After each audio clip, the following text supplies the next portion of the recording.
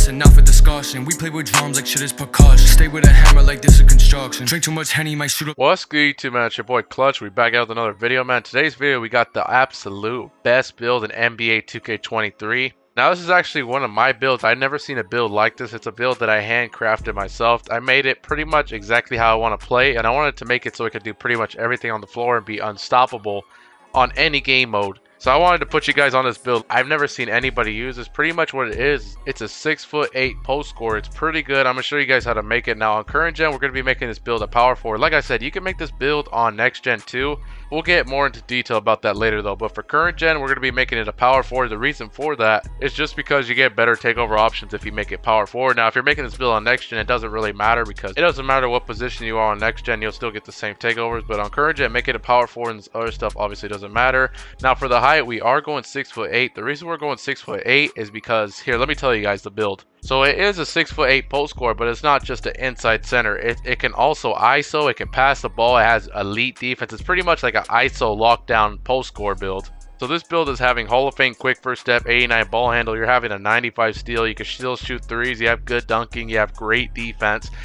Like I said, this is an absolute demigod build, so we're making it 6'8". Now, if you're on next gen, I would recommend you guys make the build 6'9". And the reason for that is just because all your good tier 3 finishing, all your good badges for finishing are all tier 3, so you're not going to be able to get all of them on a 6'8". That's why you're better off making a 6'9", so you can actually get pretty much every badge you need on next gen. Now, if you're on current gen, obviously there's no badge tier, so you're better off making a 6'8". But like I said, if you want to make this build on next gen, I'd make it 6'9". I'd probably put the steal to like a 90, 87 ball handle, and you could pretty much make it pretty much the same after that. But on current gen, we're making it 6'8". Lowest weight 210 pounds and max wingspan, and its body shape obviously doesn't matter.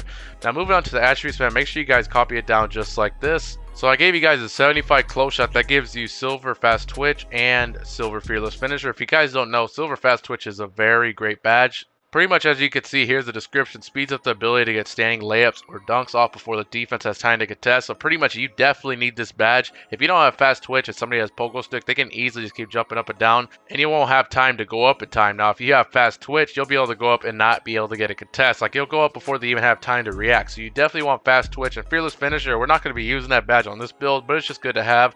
I did it more for the fast twitch silver. And plus also, whenever you have post score takeover, you get a +10 to that close shot. So I don't really recommend post hooking because this build is kind of small, but what you guys want to do is pretty much you're going to post pin people. That's what I do. I post pin people and try to get them out the way because you guys know if you haven't played current gen, post score takeover is super OP on current gen. So pretty much if people stand in the paint because they think I'm just going to post pin them, I'll post hook because I have an 85 post hook. Now that's definitely plenty greenable, but I would say you have to be wide open for that. Like if you get any kind of contest, if you get like a 10% contest on it, you're probably gonna miss. It's better you do those post hooks if they're wide open, and I would only recommend doing it with takeover too. Driving layup, we got to a 69. That doesn't really matter. That's just the lowest it could go. We got an 86 driving dunk. That obviously gives us our gold limitless takeoff, silver posterizer, and silver slither finisher. You get the pro contact dunks. It's just something good to have. Gold limitless takeoff. That's pretty much all you need. Plus, like I said, this build can dribble, so you definitely need that. 70 standing dunk. That gives you pretty much all your good standing dunk animations. You get your pretty much all your good elite under the basket dunks. I think 70 is definitely a good threshold for this build. And we got an 80 post control. The reason why I didn't go higher is because all I really care about is that Hall of Fame post spin technician. That badge with takeover is OP. If somebody doesn't have the post move lockdown badge on, you're going to be able to post spin and throw them out the way every single time. And plus you still get all your other post scoring badges on gold. So I think 80 is definitely a good threshold to hit. And like I said, Hall of Fame post spin, that's pretty much all you need at that.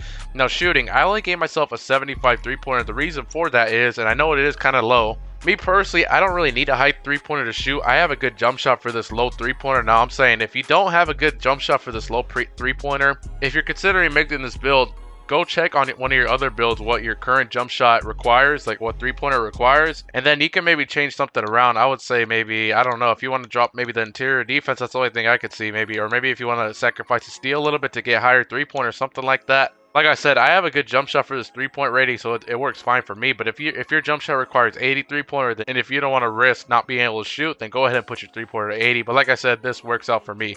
Playmaking got a 70 pass accuracy. That's pretty much all you need, honestly. 89 ball handle obviously gives you your Hall of Fame quick first step, which is essential. 75 speed of ball. That gives you Michael Jordan dribble style. Like I said, that's pretty much all you need. Speed of ball really doesn't matter in this game. It's more about your acceleration, but you definitely do want to hit at least 75. The reason for that is you get Michael Jordan dribble style, because if you don't have that, you won't be able to speed boost at all. You won't be able to do the cheesy stop and go. Definitely want to at least hit the 75 speed ball threshold. Now moving on to defense, this is actually the best category on this build. We have 23 defensive badges, as you guys can see. So we got an 89 interior defense. Like I was saying, interior defense, if I'm being honest, on next gen doesn't really matter because paint defense is kind of broken. I would definitely say if you're making this build on next gen, I'd probably put the interior defense to like an 80, and I'd try to get the block at least to the minimum 87, 88. If you could get 93, that'd definitely be better. But on current gen, interior defense is more important because it definitely does work a lot better than next gen. So I did 89 because you get goal post with lockdown and silver brick wall. Perimeter defense, we got an 86, which obviously gives you your silver clamps, gold challenger. That's pretty much all you need. 95 steel, very OP, especially on current gen. You get your gold glove, you're going to get a lot of steals with that. And if you buy steel boost, that's a 99 steel. 75 block, that gives you bronze anchor and gold chase down artist. That's a pretty good threshold to hit. But like I said, if you're on next gen, I would recommend going for a higher block because block is definitely more important on next gen, not really on current gen. I could say you could, honestly, you could have like a 99 interior, like a 50 block, and you'll probably be good just because how OP interior defense is. And rebounding, I got the offensive to a 74, 72 defensive. The reason why I have it at those weird numbers is because, as you see, you take the offensive down, you lose a badge point. You take the defensive down, you lose a badge point. So that's just in terms of badges. I just did those weird numbers. Now moving on to the physicals, we got a max acceleration. Obviously, that determines how fast you can dribble. You definitely need that as max as possible. We only have a 76 speed. It's not the best, but here's what you guys need to understand. Once you get gym rat, that's a +4 to all these physical attributes. 76 plus 4, that's an 80. That's an 80 speed with gym rat, which is definitely not bad. That's pretty much all you need. Strength, that's the lowest it could go, 68. You don't really need strength for this build. And the vertical, I have it to an 80. The reason why I do have it so high, and again, here's another stat you could change on next gen. On current gen, if you want to be able to get chase down blocks, you need at least an 80 vertical at the minimum. So that's the reason why I did that. I do want to be able to get chase down blocks, so I did 80 vertical, and then we got a 95 stamina +4 with gym rat. That's obviously a 99. That's pretty much the build right here. 18 finishing, 10 shooting, 16 playmaking, 23 defensive. Like I said, this build is very well rounded. It's an ISO post-scoring lockdown build that can still shoot. Honestly, the way I'd recommend with this build to play with it, I would say you definitely want to play like an ISO player until you get post-score takeover. Once you get post-score takeover, you can start post-scoring people. That's what I usually do. It's very effective. I have this build that I played like 300 games, and I'm being honest, on the one score, I probably only lost 2 or 3 times. This build is definitely a glitch. Now moving on to the takeovers, man, I would definitely recommend. Now here's the thing, if you are making this build on current gen, the reason why I told you guys to make it power forward and not small forward is because at small forward you only get slasher, playmaker, and I think lockdown takeover. But if you make it a power forward, you get post scorer, you get sharpshooter, you get rim protector, just way better takeovers overall. Personally, okay, first thing off, you definitely need your post score takeover. Make sure you guys do put that on.